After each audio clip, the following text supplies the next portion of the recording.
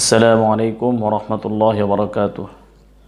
নাহমাদুহু ওয়া নুসাল্লি আলা রাসূলিল কারীম, আম্মা বা'দ। প্রিয় দর্শক, আশা রাখি আল্লাহ তাআলার রহমতে ভালো আছেন। আমি আপনাদের সম্মুখে সালাতুত তাসবিহ এর ফজিলত এবং তা পড়ার নিয়ম হাদিসের আলোকে উল্লেখ করব ইনশাআল্লাহ তাআলা। ইবনে আব্বাস রাদিয়াল্লাহু তাআলা আনহুমা থেকে বর্ণিত, উনি বলেন, নবীজি সাল্লাল্লাহু আলাইহি ওয়াসাল্লাম নবীজি সাল্লাল্লাহু আলাইহি ওয়াসাল্লামের চাচা আব্বাস রাদিয়াল্লাহু তাআলা আনহুকে বলেছেন, হে আমার চাচা আব্বাস,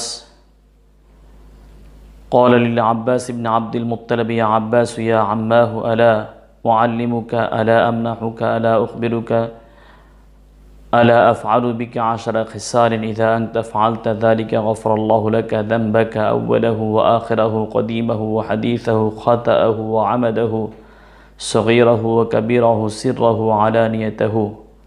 নবীজি সাল্লাল্লাহু আলাইহি ওয়াসাল্লাম আব্বাস রাদিয়াল্লাহু তাআলা আনহুকে বললেন, চাচা, আমি আপনাকে কি একটি বিষয়ে সংবাদ দেব না? আমি আপনাকে কি একটি বিষয়ে জানাবো না? আমি কি আপনাকে একটি বিষয়ে আপনাকে অনুদান করব না? একটি বিষয়ে কি সংবাদ দেব না? যখন আপনি এই কাজটি করবেন, আল্লাহ তাবারক ওয়া তাআলা আপনার পূর্বের, পিছনের, পুরাতন, নতুন, ভুলে, ইচ্ছায়, ছোট বড়, গোপনীয়, প্রকাশ্য সব গুনাহগুলো আল্লাহ তাআলা মাফ করে দিবেন।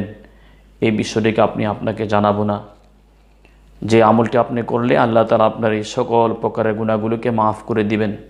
আউয়ালাহু আখিরাহু, আপনার আগের গুনাহ, পিছনের গুনাহ, কদিমাহু হাদিসাহু, আপনার পুরাতন গুনাহ, নতুন গুনাহ, খাতাহু আমাদাহু, আপনার ইচ্ছায় অনিচ্ছায়, সগীরাহু কবীরাহু, ছোট বড়, সিররাহু আলানিয়াতাহু, গোপনীয় এবং প্রকাশ্য সব গুনাহগুলোকে আল্লাহ তাআলা মাফ করে দিবেন। এই একটি আমল চাচা যে আমি আপনাকে শিক্ষা দেব না? তো নবীজি সাল্লাল্লাহু আলাইহি ওয়াসাল্লাম ফরমাইলেন, সেই আমলটি হলো সালাতুত তাসবিহ। পড়ার পদ্ধতি হলো আন তুসাল্লি আরবা রাকাআতিন। চাচা, আপনি 4 রাকাত নামাজ পড়বেন। 4 রাকাত নামাজ পড়বেন। তাকরাউ ফি কুল্লি রাকাতিন ফাতিহাতাল কিতাবি, প্রত্যেক রাকাতে, 4 রাকাতের প্রত্যেক রাকাতেই সূরা ফাতিহা পড়বেন। ও সূরাতান, এবং সূরা ফাতিহা পড়ার পরে তার সাথে আরেকটি সূরা মিলাবেন। 4 রাকাতের মধ্যে সূরা ফাতিহা শেষ করার পরে আরও একটি করে সূরা মিলাবেন।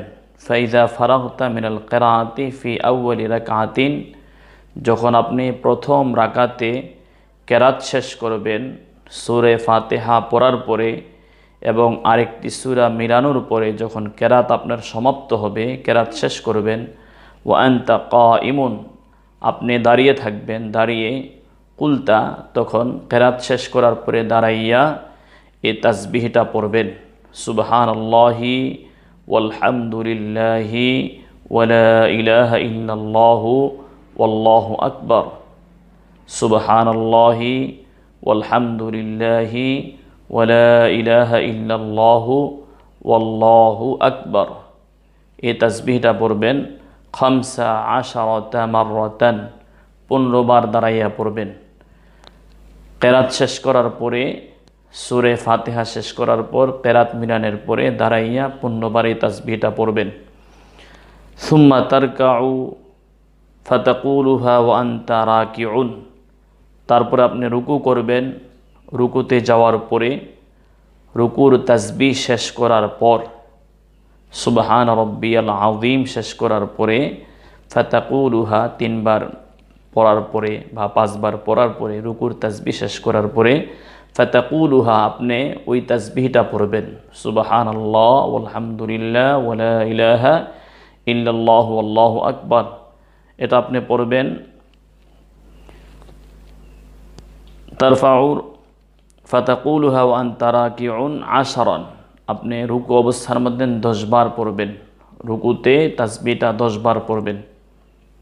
সুম্মা তারফাউ রাসাকা মিনার রুকুই, রুকু শেষ করার পরে আপনি মাথাকে রুকুর থেকে উঠাবেন। উঠাইয়া কওমা, যাকে বলে সোজা হয়ে দাঁড়ানো, ফাতাকুলুহা, আপনি কৌমাতে অর্থাৎ রুকু শেষ করার পরে সোজা হইয়া দাঁড়াইয়া আপনি পড়বেন এই তাসবিহটা 10 10 বার। রুকুর থেকে সোজা হইয়া দাঁড়াইয়া 10 বার পড়বেন। সুম্মা তাহবি সাজিদান, তারপর আপনি সিজদাতে যাবেন। সিজদাতে গিয়ে ফাতাকুলুহা, আপনি ওই তাসবিহটা পড়বেন প্রথম সিজদার মধ্যে। ওয়া আনতা সাজিদুন, আপনি সিজদা অবস্থায়, প্রথম সিজদা অবস্থায় সে তাসবিহটা পড়বেন 10 বার পড়বেন।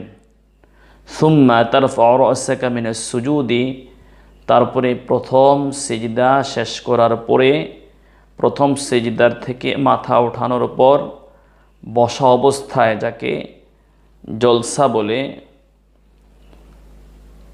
এই 2 সিজদার মাঝখানে বৈঠক বলে, এই 2 সিজদার মাঝখানে আপনি পড়বেন ফাতাকুলহু 10 বার আপনি পড়বেন। 2 সিজদার মাঝখানে আপনি 10 বার পড়বেন। সুম্মা তাসজুদু, তারপর আবার সিজদা করবেন, দ্বিতীয় সিজদা ফাতাকুলুহা 10, দ্বিতীয় সিজদার মধ্যেও আপনি 10 বার পড়বেন এই তাসবিহটা, সুবহানাল্লাহ ওয়ালহামদুলিল্লাহ ওয়ালা ইলাহা ইল্লাল্লাহু ওয়াল্লাহু আকবার।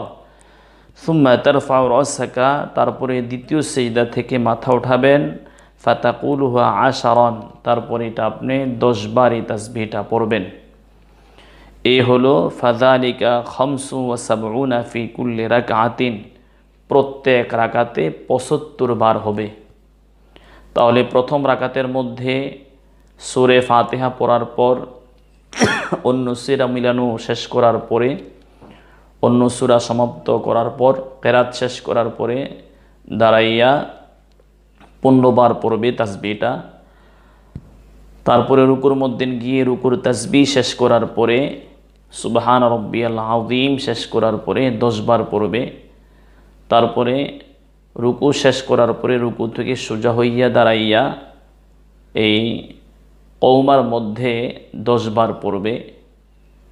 তারপরে প্রথম সিজদার মধ্যে যাওয়ার পরে প্রথম সিজদার তাসবিহ শেষ করার পর সুবহান রাব্বিয়াল আ'লা 3 বার পড়ার পরে এই তাসবিহটা 10 বার পড়বে। প্রথম সিজদা শেষ করে সোজা হইয়া বৈশা 2 সিজদার মাঝখানে 10 বার পড়বে। তারপরে দ্বিতীয় সিজদার মধ্যে যাওয়ার পরে দ্বিতীয় সিজদাতে 10 বার পড়বে। দ্বিতীয় সিজদা শেষ করার পরে সোজা হয়ে বসে 10 বার পড়বে, তারপরে দাঁড়াবে। এ হলো এক রাকাতের মধ্যে 75 বার।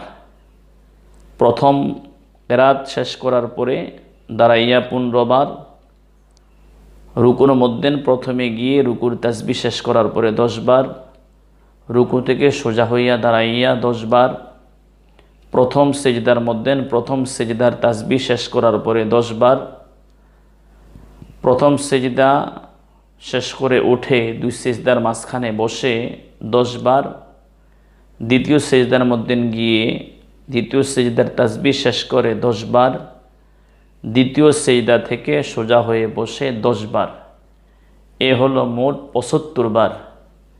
এভাবে 4 রাকাত নামাজ পড়বে, যথা নিয়মে এভাবেই 4 রাকাত নামাজ পড়বে। 4 রাকাত নামাজের মধ্যে তাসবিহটা হবে 300 বার। 4 75 300 বার হবে।